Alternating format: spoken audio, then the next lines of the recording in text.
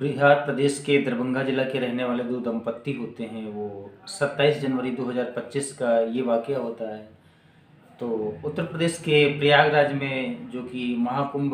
का जो पर्व चल रहा है इस समय, जो तकरीबन 144 साल के बाद में ऐसा एक संयोग बना है कि ये महाकुंभ हो रहा है। हालांकि महाकुंभ का जो पर्व होता है वो हर 14 साल के बाद में होता है, लेकिन इस साल का जो महाकुंभ का पर्व है दरअसल वो जो हिंदू समाज के शिक्षाविद हैं तो उनके द्वारा ऐसा बताया गया है कि ये जो जनवरी 2025 का जो महाकुंभ का पर्व हो रहा है, दरअसल इसका जो संयोग है ये 144 साल के बाद में ऐसा बना है। और ठीक शायद आने वाले 144 साल के बाद में ऐसा जो महाकुंभ का पर्व होगा फिर से पुनः आएगा। तो इसी महाकुंभ का जो पर्व होता है इसमें जो गंगा यमुना सरस्वती जो नदियां हैं उनका जहाँ पे मिलन होता है तो उस संगम पे स्नान करने का बहुत महत्व होता है हिंदू समाज के अनुसार और हिंदू धर्म के अनुसार ऐसा कहा जाता है। तो ठीक इसी स्नान में शामिल होने के लिए जो एक दंपत्ति होते हैं बिहार के दरभंगा जिला के रहने वाले होते हैं, वो 27 जनवरी 2025 का वाक़या होता है, वो वहाँ पे पहुँचते हैं। और पहुँचने के बाद में जब वो स्नान करने के लिए जाते हैं तो और जबकि महाकुंभ की पर्व की वजह से इस समय किसी भी प्रदेश को आप ले लो तो वहाँ पे जो ट्रेन की एक व्यवस्था है उसमें काफ़ी भीड़ भाड़ होती है। और क्योंकि इस महाकुंभ का जो पर्व है इसका भारत में ही नहीं बल्कि विदेशों में भी इसका बहुत महत्व रखा जाता है, खासकर उन लोगों के लिए जो कि भारतीय मूल के रहने वाले हैं या फिर विदेश में रहने वाले व्यक्ति जो भारतीय संस्कृति भारतीय कल्चर को पसंद करते हैं या उन्होंने स्वीकार किया है सनातन को। तो ऐसे लोगों के लिए इस महाकुंभ जो पर्व होता है इसका बहुत ही महत्व है। तो जाहिर सी बात है इस साल का जो महाकुंभ पर्व है उसमें तकरीबन 8 से 10 करोड़ जो श्रद्धालु हैं वो संभवतः आए हुए हैं। ऐसा जो मीडिया के हवाले से रिपोर्ट्स और न्यूज़ चैनल के माध्यम से जो जानकारी हैं वो सामने निकल के आई हैं। तो उसी में ये जो बिहार के दंपत्ति होते हैं ये भी गंगा स्नान करने के लिए आते हैं और जो संगम तट होता है प्रयागराज का वहाँ पहुँचते हैं। पहुँचने के बाद में दरअसल जो प्रशासन व्यवस्था उत्तर प्रदेश की जो शासन व्यवस्था है उसने जो श्रद्धालु हैं वो जो दूर दराज स्थानों से आते हैं उनके लिए रुकने के लिए व्यवस्थाएं की हैं और टेंट है तंबू जैसी व्यवस्थाएं भी की हैं। और भीड़ अधिक होने की वजह से जो श्रद्धालु होते हैं वो किसी या तो जो संत या कोई महात्मा है उसके पास भी रुक जाते हैं। जाहिर सी बात है जब भीड़ ज़्यादा है तो अगर तंबू में जगह नहीं मिलती है तो जो भी श्रद्धालु हैं जो भी पर्यटक हैं वो किसी न किसी संत या महात्मा के पास में रुक जाते हैं। तो ठीक इसी प्रकार जो ये दंपत्ति होते हैं जिनका नाम रमन यादव होता है और उनकी पत्नी होती हैं जिनका नाम अंजलि यादव होता है। अंजलि की उम्र तकरीबन 38 साल के करीब होती है और जो रमन यादव होते हैं उनकी उम्र तकरीबन 45 साल के करीब होती है। और इस संगम तट पे पहुंचने के बाद में वहाँ पे एक महात्मा होते हैं जो कि पहले से तंबू लगा के वहाँ पे बैठे होते हैं। और क्योंकि ठंड का मौसम इस समय चल रहा है तो वो आग जला रहे होते हैं जिसमें वो धुनी लगा के बैठे होते हैं। इनके शरीर पे कोई कपड़ा नहीं होता है लंगोटी के अलावा और लंबे लंबे बाल उनके होते हैं, मूछ होती है और बालों की बहुत बड़ी जटा होती है और तन पे कोई कपड़ा नहीं होता है। तो जब उस साधु के पास में दंपत्ति रुकते हैं जाके और जाहिर सी बात है जब कोई श्रद्धालु किसी महात्मा के पास में जाता है तो उसके बारे में कुशल क्षेम और परिवार के बारे में सब वो जानना स्वाभाविक है, आदमी पूछने लगता है। तो उसके बाद में जब वो साधु पूछता है तो बताते हैं कि दरअसल हम बिहार प्रदेश का एक ज़िला पड़ता है दरभंगा और दरभंगा के ज़िला का ही मैं मूल निवासी हूँ और जो हमारी साथ में है ये हमारी पत्नी है। और हम यहाँ पे जो ये महाकुंभ का पर्व है जिसका बहुत ही महत्व है हिंदू समाज में, चाहे वो मौनी अमावस्या को ले लो या फिर मकर संक्रांति का पर्व ले लो, इसमें खासकर इसका महत्व होता है। तो जब उस महात्मा के पास में वो दंपत्ति पहुंचते हैं तो उस महात्मा के द्वारा दरअसल एक ऐसी घटनाक्रम को जन्म दे दिया जाता है जिसकी गूंज पूरे उत्तर प्रदेश में सुनाई पड़ती है। और ऐसी खबर वायरल होने के बाद में जब ये खबर सोशल मीडिया पे, न्यूज़ चैनल, अखबारों के माध्यम से और यूट्यूब जो भी ये सोशल मीडिया के प्लेटफॉर्म होते हैं उनके द्वारा वायरल हो जाती है, तो लोगों को विश्वास नहीं होता है और हर एक व्यक्ति ये कहने पे शायद मजबूर हो जाता है कि महात्मा के भी रूप में शायद ऐसे कुछ भेड़िए, ऐसे कुछ असामाजिक कलंक रूपी महात्मा जिंदा हैं, जो कि मानवता को शर्मसार करने वाले हैं और जो कि एक महात्मा एक जाति होती है उसको भी कलंकित करने वाले होते हैं। मित्रों नमस्कार, शास्त्रीय काल, आदाब, राम राम। मैं मुकेश मिश्रा। मित्रों मेरे आज के इस न्यू एपिसोड में आप सभी लोगों का बहुत बहुत हार्दिक स्वागत, अभिनंदन और आत्मीयता के तौर पे बहुत बहुत प्यार और आपके स्वर्णिम भविष्य की कामना। मित्रों आज की जो सच्ची घटना है, ये सच्ची घटना उत्तर प्रदेश का एक ज़िला पड़ता है प्रयागराज। प्रयागराज में इस समय जो महाकुंभ का पर्व चल रहा है, जिसकी हिंदू समाज के अनुसार बहुत ही मान्यता है और जहाँ पे भारत के ही नहीं बल्कि विश्व के कई सारे देशों से श्रद्धालु पहुँचे हैं। तो उसी में बिहार प्रदेश का एक ज़िला पड़ता है दरभंगा, वहाँ के एक दंपत्ति होते हैं, वो पहुँचते हैं स्नान करने के लिए और वहाँ पे दरअसल काफ़ी भीड़ होती है। तो भीड़ होने के बाद में एक तंबू, एक टेंट टाइप का लगा होता है जिसमें एक महात्मा होते हैं और जो कि धुनी रमाए होते हैं। उनके काफ़ी सारे बड़े जटा होते हैं, बाल होते हैं और तन पे कोई कपड़ा नहीं होता है। ठंडक का समय है तो वो आग जला के ताप रहे होते हैं। वहीं पे जाके वो दंपत्ति रुक जाते हैं और रुकने के बाद में जब वो महात्मा उनसे उनका परिचय पूछता है तो जो रमन यादव होते हैं अपना परिचय बता देते हैं और परिचय बताने के बाद में वो अघोरी कहता है कि हमारा नाम अघोरी दास है और मैं भी यादव समाज से ही आता हूँ और मैं भी यादव हूँ और तकरीबन 40 साल से मैं तपस्या कर रहा हूँ और बचपन से ही मैंने जो एक जो महात्म्य जीवन है मैंने उसको धारण कर लिया था और जो हिंदू समाज के अनुसार एक धार्मिक एक विचारधारा होती है ईश्वर के प्रति, उस धारणा को मैंने स्वीकार कर लिया, ऐसी बातें बताता है। फिर जाहिर सी बात है जब वो यादव होने की बात कहता है तो उनको जो दाम्पत्य होते हैं विश्वास हो जाता है। विश्वास होने के बाद में उनका जो सामान होता है उसी महात्मा के पास में रख देते हैं, जो भी बैग होता है, मोबाइल होता है, कपड़े होते हैं और उनकी जो पत्नी होती हैं अंजलि उनको वहीं पे रोक देता है और ये जो संगम का तट होता है वहाँ पे स्नान करने के लिए चले जाते हैं। तो जब स्नान करने के लिए चले जाते हैं और तकरीबन आधा एक घंटा हो जाता है और जब वो वापस नहीं आते हैं अपनी पत्नी के पास में और उस महात्मा के पास में, तो जो पत्नी अंजलि होती है उसको बेचैनी होती है, घबराहट होती है कि अभी हमारे जो पति हैं अभी तक नहीं आए। तो वो बाबा से कहती है, जो अघोरी दास होते हैं, कि बाबा जी, महात्मा जी आप देख लो जाके हमारे जो दास स्वामी हैं वो अभी नहीं आए हैं। तो हालांकि वो बाबा जाता है उसके कहने के अनुसार, लेकिन तकरीबन 10-15 मिनट के बाद में वो वापस पुनः फिर वहीं पे आ जाता है और आने के बाद में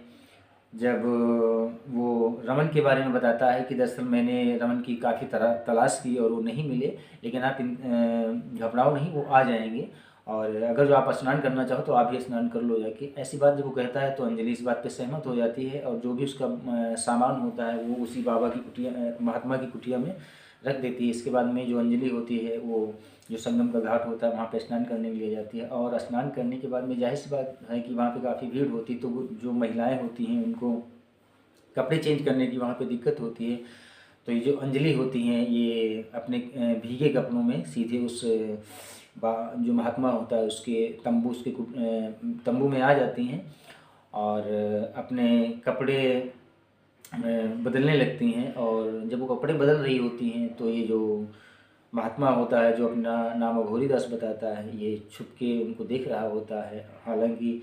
वो इस चीज़ को अंजलि भाप नहीं पाती हैं, लेकिन जब वो कपड़े अपनी चेंज कर लेती हैं, बदल लेती हैं, उसके बाद में फिर वो बाबा जो महात्मा होता है इसके पास में बैठती हैं आके और आग ताप रही होती हैं। फिर इसके मन में एक विचार आता है और ये जो महात्मा होता है कहता है कि बच्चा, आप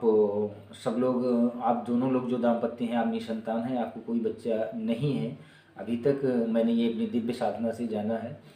तो जब ऐसी बात होती दरअसल तो अंजलि के मन में कुछ जो ये महात्मा होता है उसके प्रति श्रद्धा भाव जागृत हो जाते हैं और हकीकत के तौर पे देखा जाए तो जो ये दंपत्ति होते हैं इनकी कोई संतान नहीं होती है और जबकि उम्र इनकी 38 साल की हो चुकी होती है। लेकिन वो जो महात्मा है वो इस चीज़ का आकलन कर लेता है कि दरअसल अगर इनके कोई बच्चा होता है, कोई संतान होती, तो इस एज में तकरीबन 2-3 बच्चे हो जाने चाहिए, जैसा कि समाज में होता है, लेकिन शायद इनके कोई बच्चे नहीं हैं। तो इसके आधार पे उसने ऐसी बात कही अंजलि से, लेकिन अंजलि इस चीज़ को शायद वो भांप नहीं सकी। और इसके बाद में जब वो उसके बातों में आ जाती है तो वो महात्मा कहता है कि दरअसल बेटी, मैं आपको कुछ प्रसाद देना चाहता हूँ, और उस प्रसाद को लेने के बाद में जब आप ग्रहण कर लेंगी तो आने वाले समय में आपको संतानों उत्पत्ति होगी, ऐसा मेरा आपको आशीर्वाद होगा। इसके बाद में वो जो महात्मा होता है घोरीदास, वो उस अंजलि नाम की महिला को एक सेब देता है, और सेब के अंदर दरअसल वो पहले से कुछ एक नशीला पदार्थ होता है वो मिला देता है। और उसको खाने के बाद में जो अंजलि होती है उसको चक्कर टाइप का आने लगता है, उसको नींद का आभास होता है, और नींद लगने के बाद में वो सीधे वहीं पर सो जाती है। और सोने के बाद में जो वहाँ पे कुछ उस अघोरीदास जो महात्मा होता है उसके शिष्य भी होते हैं, उन शिष्यों को किसी काम से ये बाहर भेज देता है, और जो उसका तंबू होता है, टेंट होता है, उसके जो उसका मेन जो गेट होता है उस पर वो पर्दा डाल के उसमें गांठ लगा देता है, और उस महिला के एक एक कपड़े करके ये उतार देता है। उतारने के बाद में उसके साथ में ये जो एक जघन्य अपराध होता है, घिनौना एक कृत्य होता है बलात्कार जैसा, वो इसके घिनौना जो कुकृत्य बलात्कार है वो इसके साथ में करता है। और तब तक ये नहीं उस महिला को छोड़ता है जब तक उसकी आत्मा तृप्त नहीं हो जाती है, उसको उस चीज़ से खिन्नता नहीं होने लगती है। हालांकि उस स्थिति में जो महिला होती है बेहोशी की स्थिति में होती है, लेकिन इसके बाद में ये जो महात्मा होता है, ये इसके जो मंसूबे होते हैं उसमें ये कामयाब हो जाता है। और कामयाब होने के बाद में फिर ये जो उसका तंबू होता है, टेंट होता है, उसको छोड़ देता है। छोड़ने के बाद में ये दूसरी जगह अपना ठिकाना बना लेता है। लेकिन इसके बाद में तकरीबन ये 4 घंटे बाद में जो इसका पति होता है रमन यादव, वो वापस लौट के जब उसी तंबू के पास में आता है तो देखता है कि उस तंबू के अंदर जो महात्मा घोरीदास होता है वो नहीं होता है, बल्कि उसकी पत्नी होती है जो कि निर्वस्त्र अवस्था में पड़ी हुई होती है, और शायद तब भी वो बेहोशी की हालत में होती है। तो इसके बाद में जो ये रमन यादव होता है, ये नज़दीकी जो पुलिस स्टेशन होता है वहाँ पे जाके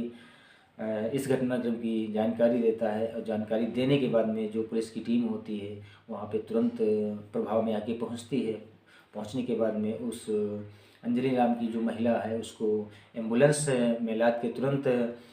एक मेडिकल जो सुविधाएं होती हैं वो मुहैया कराई जाती हैं। और तकरीबन 3 घंटे के बाद में डॉक्टरों की जो टीम होती काफ़ी कड़ी मशक्क़त करती है। उसके बाद में जब अंजलि को तकरीबन 3 घंटे बाद में होश आता है, और होश आने के बाद में वो सारी घटनाक्रम की जानकारी जब अपने पति को देती है, पति तो पहले पुलिस को सारी बात बता ही चुका होता है। तो इसके बाद में उस जो कुंभ का जो जहाँ पे मेला लगता है वहाँ पे दरअसल कुंभ क्षेत्र को एक जिला जोन में घोषित कर दिया जाता है, और वहाँ पे कई सारे पुलिस स्टेशन बना दिए जाते हैं। तो वहाँ पे जो सीसीटीवी कैमरेस लगे होती हैं उनकी जो फुटेज पुलिस की टीम खंगालती है, तो उसके आधार पे एक बाबा की पहचान होती है, और उस कुटी की भी पहचान होती है जिसमें वो बाबा रहता था। और इसके बाद में कुछ ही दूरी तकरीबन 100 मीटर की दूरी पे वो जाकर के अपनी दूसरी कुटी बनाता है और उसमें रहने लगता है। और जहाँ पे उसके जो शिष्य होते हैं, अनुयायी होते हैं, वो भी पहुँच जाते हैं, उनके साथ में आराम से रह रहा होता है। लेकिन तकरीबन 8 घंटे की कड़ी मशक्क़त के बाद में जो पुलिस की टीम होती है और जो पीड़ित महिला अंजलि होती है, उसका पति जो रमन यादव होता है, ये सब लोग वहाँ पे पहुँचते हैं। पहुँचने के बाद में उस जो महात्मा होता है ये अघोरीदास को अरेस्ट करते हैं। अरेस्ट करने के बाद में जो वहाँ पे काफ़ी श्रद्धालुओं की भीड़ होती है, पहले तो जो भीड़ होती है उसको लात घूंसों से बहुत बहुत मारती है, इतना मारती है कि शायद वो उस समय पे चल भी नहीं सकता था जिस समय पुलिस उसको बचा रही थी श्रद्धालुओं की मार से। और उसके बाद में पुलिस उसको अरेस्ट कर लेती है। अरेस्ट करने के बाद में उसको सीधे जो पुलिस स्टेशन होता है वहाँ पे ले जाती है, और वहाँ पे ले जाने के बाद में जो पीड़ित पक्ष होता है अंजलि यादव, इसके बयान दर्ज किए जाते हैं। और बयान दर्ज करने के बाद में जो वो महात्मा होता है अघोरीदास, उसको भी सामने बिठाया जाता है, उससे उसकी अपराध की पुष्टि कराई जाती है। और इसके बाद में जो पुलिस की टीम होती है उसको सीधे जो वहाँ का मेन पुलिस स्टेशन होता है वहाँ पे भेज देती हैं। और हालांकि उसको समझौता जेल में रखा गया है। अभी तक जो भी न्यूज़ चैनल और मीडिया के हवाले से जानकारी मिली है उसके अनुसार उसको जेल भेज दिया गया है। अब इसमें पुलिस अपनी जो भी आगे की कार्रवाई होगी वो करेगी। मित्रों, इस जो महानतम पर्व संभवतः 144 साल के बाद में आया है, जिसके तत्वावधान में महाकुंभ पर्व का आयोजन किया गया है। शायद इस आयोजन में भी कुछ ऐसे दरिंदे, कुछ ऐसे महात्मा के वेश में दैत्य स्वरूप व्यक्ति महात्मा जीवित हैं, जिन्होंने शायद मानव जात को कलंकित कर दिया और महात्मा जात को भी उन्होंने कलंकित कर दिया। मित्रों, इस घटनाक्रम को आप सभी लोगों को सुनाने का मेरा इरादा कतई नहीं है कि आपको पीड़ा हो, आपको कष्ट हो, आप दुखी हों। इस घटनाक्रम और इस वाक़या को आप सभी लोगों को सुनाने का मेरा मेन मकसद ये है कि आप सब लोग सजग रहें, दूरदर्शी बने, मैच्योर बने, परिपक्व बने। और मित्रों, साथ में जो महाकुंभ पर्व में जो मृत भगदड़ की वजह से जो मृत पुण्यात्माएँ हैं उनके प्रति और उनके परिवार के प्रति जो कि शोक संतप्त हैं, उनके प्रति हमारी गहरी शोक संवेदनाएँ हैं। और जो घायल श्रद्धालु हैं उनके प्रति हमारी शोक संवेदनाएँ हैं और शीघ्र वो स्वस्थ हों, ऐसी ईश्वर से कामना है। मित्रों, इस एपिसोड में इतना ही। मिलते हैं नेक्स्ट एपिसोड में, इससे कहीं ज़्यादा यूनिक बताने का प्रयास करेंगे। तब तक के लिए आप सभी लोगों को बहुत बहुत अधिक शुभकामनाएं, ढेर सारा प्यार। लव यू मित्रों। जय हिंद, जय भारत।